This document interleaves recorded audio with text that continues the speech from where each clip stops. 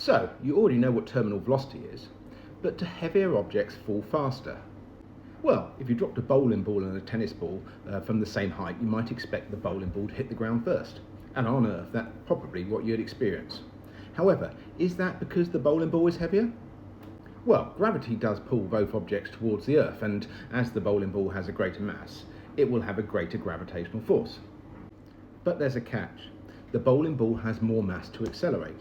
So although the gravitational force is greater, more force is required to acquire the same acceleration.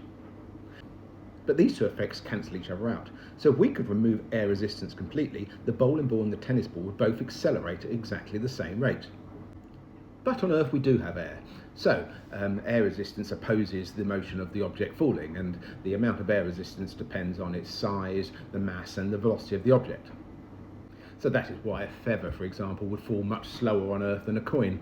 The feather has a relatively large air resistance compared to its weight, whereas the coin has a relatively small air resistance compared to its weight. So to answer the question, do heavier objects fall faster?